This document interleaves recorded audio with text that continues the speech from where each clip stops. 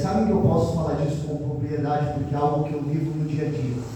Eu quero falar essa noite sobre duas chaves que podem mudar o sentido do cristão, que podem nos levar a entender e nos elevar a um nível mais alto de intimidade com Deus.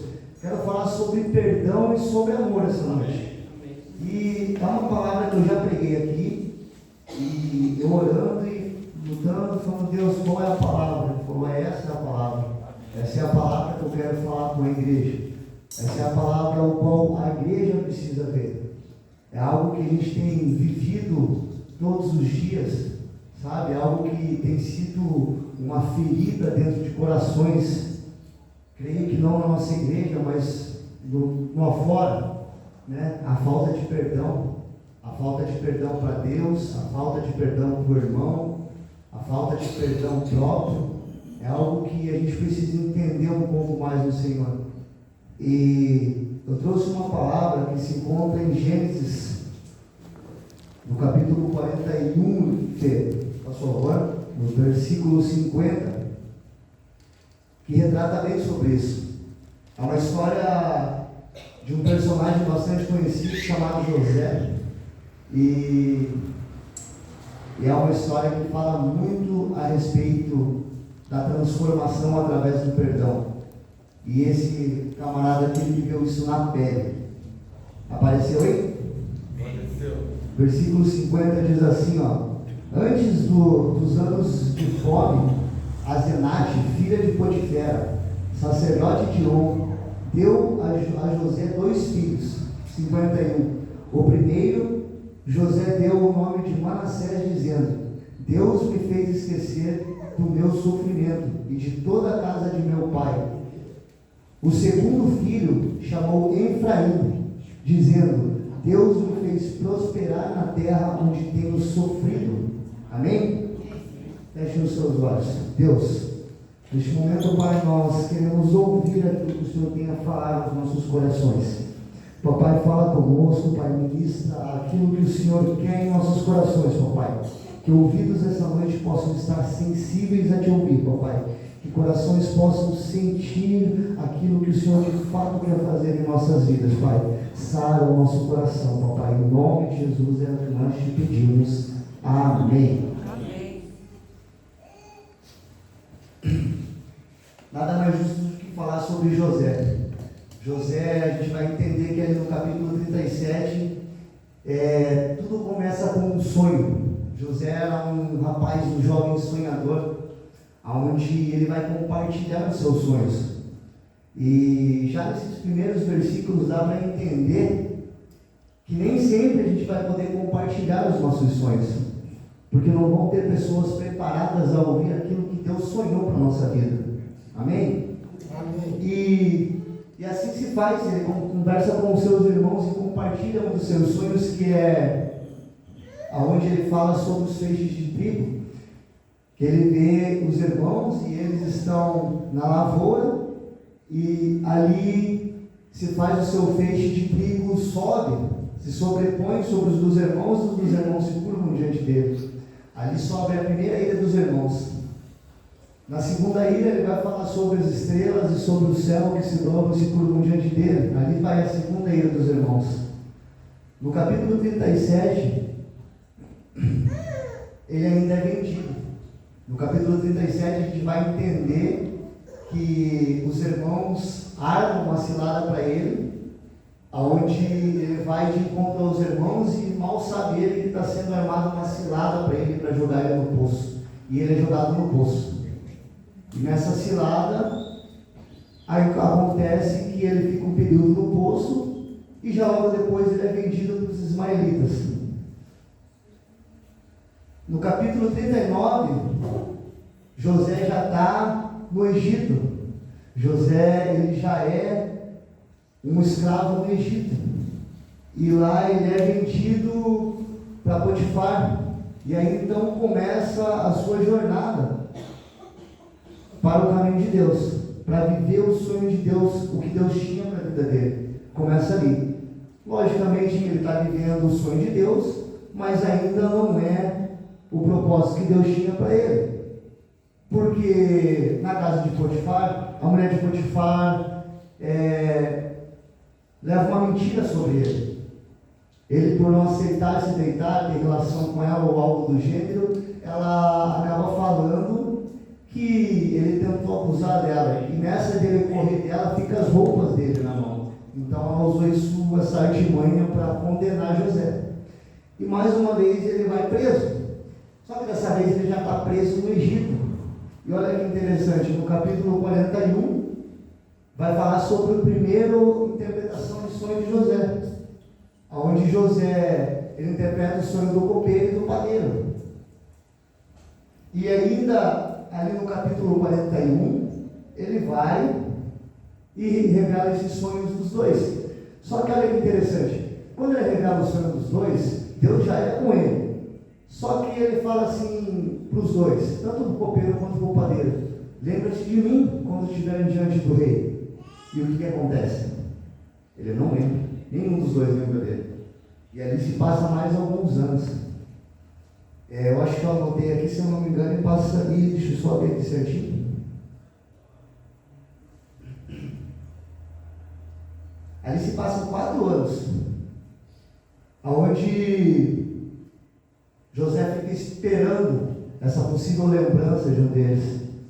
E como ele tinha relatado no sonho, o padeiro morre, o copeiro volta a servir o rei, e o copeiro, uma certa feita, ainda no capítulo 41, uma certa feita, o faraó tem um sonho, e ele chama todos os médios da época, né, para interpretar o sonho dele, e ali ninguém conseguiu. Foi aonde o copeiro lembrou: puxa, tinha um cara preso comigo que ele interpreta sonhos, o cara é bom. E aí José é lembrado. E aí o que acontece ali? Ele vai até diante do rei. E ele vai diante do rei, e nessa ida diante do rei, ele revela para o rei o sonho, né? E o rei acaba caindo, ele acaba caindo na graça do rei. E aqui começa a nossa pregação. Vamos lá. Eu falei aqui sobre Manassés e Efraim, né? O significado, e eu quero voltar de novo. Depois desse período, o que acontece? Depois desse período, José já é rei no Egito. No versículo 41, no versículo 42, vem os primeiros 7 anos de fome no Egito, os primeiros 7 anos de abastança no Egito, de fartura, e ele começa a guardar ali todos os alimentos e tal, e ele está prosperando naquela terra, naquele momento. E é onde nasce o Manassés e o Efraim. É o que a gente vai tratar essa noite. Eu acredito muito nessa palavra, que é algo que eu tenho vivido e é algo que Deus quer fazer nos nossos corações. Deus quer nascer dentro de nós um Manassés e um Efraim. Às vezes eu fico me perguntando quantos de nós, eu acredito que todos, quantos de nós a gente não tem às vezes uma mágoa, uma amargura, uma lembrança que viveu no passado que talvez não foi boa, né? Uma briga, uma discussão, algo com família, algo com vizinho, algo no serviço, que às vezes a gente não se sente confortável com aquela situação. E José não foi diferente. Olha tudo que José passou com os irmãos, olha tudo que José passou na casa de Potifar, olha o que José vem passando. E quando ele está no tempo bom daquilo que ele está vivendo, o que acontece? Ele lembra de tudo. E naquela época, como o pastor Carlos falou, tinha dito aqui da outra vez, quando as crianças nasciam, eles gostavam de dar nome aos filhos conforme a situação que era vivida no momento. E a situação no momento de José era: eu perdoei a minha família, eu perdoei o que eu vivi no meu passado. E ali então nasce o Manassés. Deus me fez esquecer todo o meu sofrimento e toda a casa de meu pai. Imagino eu que era José dizendo: os traumas do passado não afetam mais o meu presente.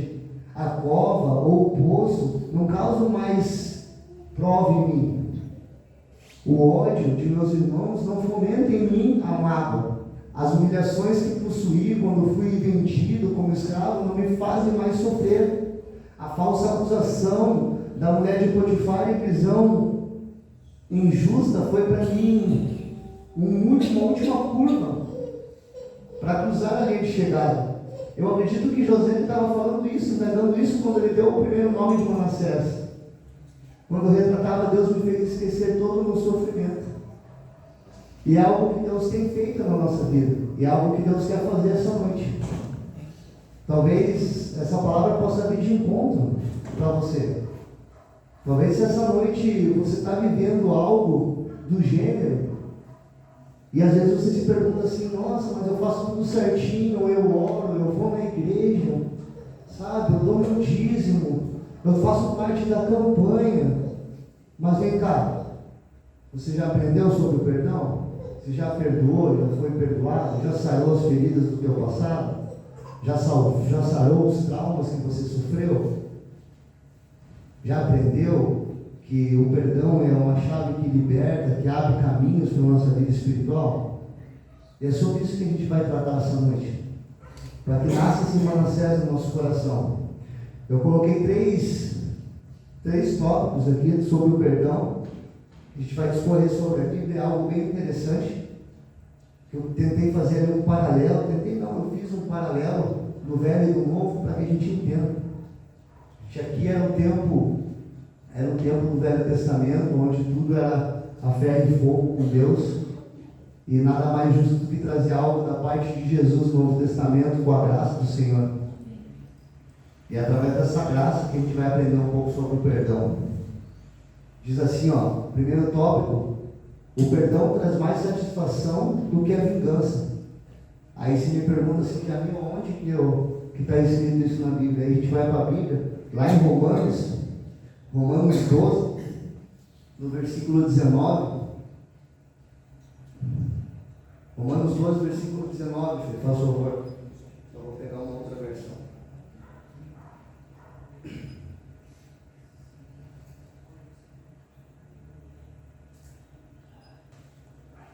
Romanos, apareceu aí já para vocês? Sim. Alguém pode ler para mim? Amados, nunca procurem vingar-se, mas deixem com Deus a ira, pois está escrito: minha é a vingança, eu retribuirei, diz o Senhor. O 20.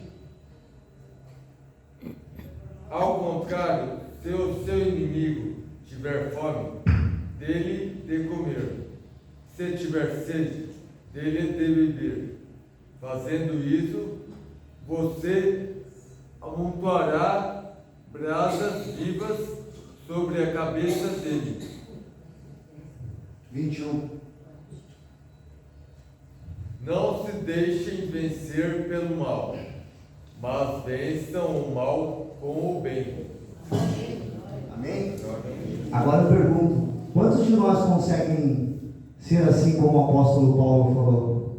Quantos de nós que conseguem perdoar o próximo quando falam mal da gente?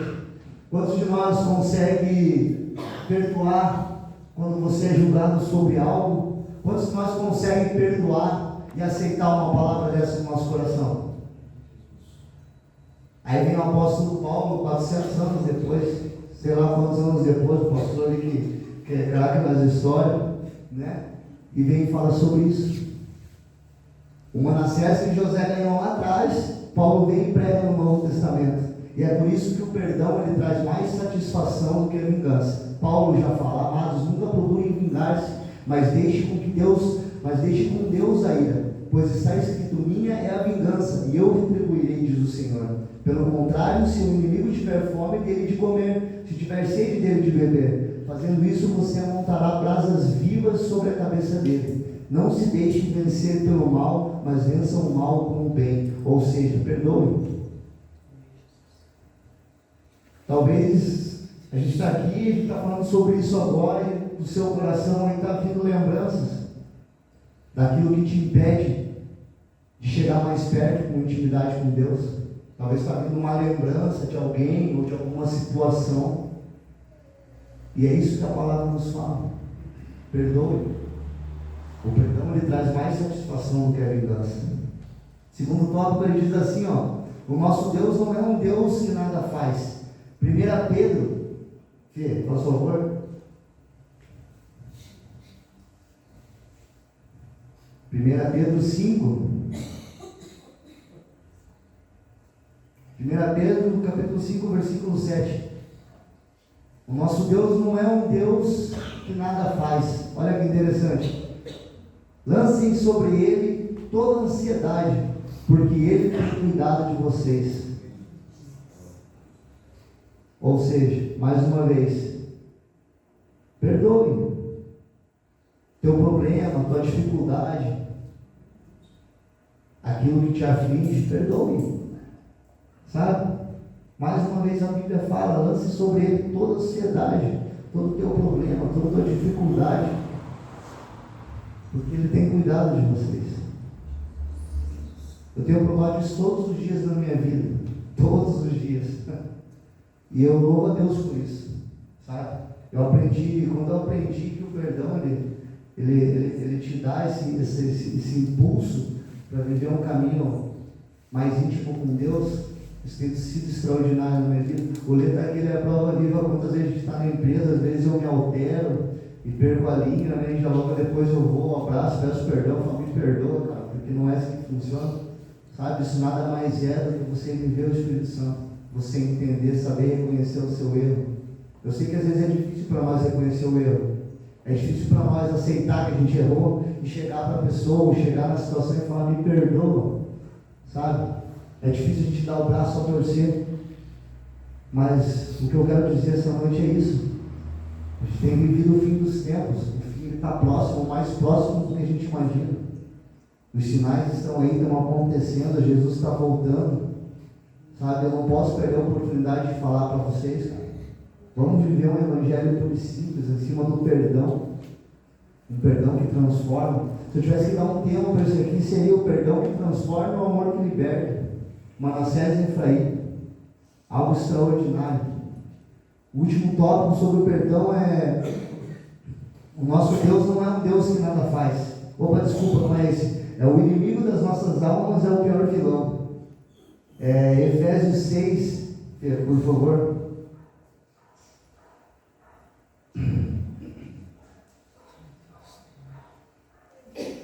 Efésios 6, acho que está aí já? Não. Efésios 6, capítulo 6, versículo 11. Tá. 11 ao 13, está aí já? Tá. Diz assim, ó: vistam-se de toda a armadura de Deus, para poderem ficar firmes contra as ciladas do diabo, pois a nossa luta não é contra as pessoas, mas contra os poderes e autoridades, contra os dominadores deste mundo de trevas, contra as forças espirituais do mal nas regiões celestiais. Por isso, vistam-se de todas as armaduras de Deus, para que possam resistir no dia mal e permanecerem inabaláveis, para terem feito, depois de terem feito tudo. Então é isso. Esse é o terceiro tópico. O inimigo das nossas almas é o pior vilão. É contra ele que é a nossa luta, é contra ele que é a nossa guerra, é contra ele que a gente tem que lutar em todo o tempo. É nosso próprio eu que a gente tem que lutar. Eu costumo dizer isso, eu faço trabalho no caso de recuperação. Eu costumo dizer para os meninos que a maior dificuldade é quando a gente não consegue vencer as nossas vontades, não consegue lutar contra a nossa carne. É por isso que o inimigo das nossas almas é o pior vilão. Porque o único que pode fazer mal para nós mesmos é nós mesmos. O único que pode prejudicar a nossa intimidade com Deus é nós mesmos, é as nossas atitudes, é o nosso coração, é o que a nossa boca profere, são os sentimentos, é isso que pode nos prejudicar. Por isso que eu coloquei que o inimigo das nossas almas é o pior vilão. Então que essa noite a gente possa se atentar para isso, essa noite a gente possa entender esse princípio sobre o perdão. Hoje é um culto de curas e milagres. É um culto onde a gente vem aqui com as nossas petições e pede para Deus curar, transformar, libertar, pede por um irmão, pede por um primo, pede pela mãe, pelo pai, pelo filho, sabe? E que a gente possa também pedir essa noite perdão para Deus, de todo o nosso coração, de uma atitude falha, de uma atitude correta, que a gente possa pedir perdão para Deus se a gente ofendeu um irmão, se a gente denegriu a imagem do irmão, se a gente falou alguma coisa que não era para ter falado. Essa noite é para isso, e que a gente possa entender isso. Eu não quero ir muito mais além, eu ia falar um pouco sobre Efraim também, mas eu não quero passar no tempo, e eu vou parar por aqui, mas que a gente possa entender esse princípio, que a gente possa viver esse perdão de Deus todos os dias da nossa vida, que é algo que transforma, é algo que liberta, é algo que dá para a gente uma nova direção de vida. E nada mais justo do que falar sobre isso hoje, né, pastor Lucas? Para o culto de curas e milagres. Que a gente possa refletir, o grupo de louvor pode subir se quiser também, não tem problema, vamos dando continuidade. E que a gente possa refletir sobre isso. Que a gente possa entender esse princípio. Eu costumo falar, sempre falo sobre isso, que é a primeira chave, é o primeiro caminho, é o princípio de tudo para uma transformação, para uma vida com Deus. É o perdão. Porque não adianta de nada a gente descer as águas, se batizar, orar, jejuar, e não entender esse princípio no nosso coração. Vai chegar o dia que a gente vai chegar diante do Pai e vai falar: Deus, eu preguei, eu fiz isso, fiz aquilo. Ele vai olhar para você e vai falar: mas eu não te conheço. Por quê?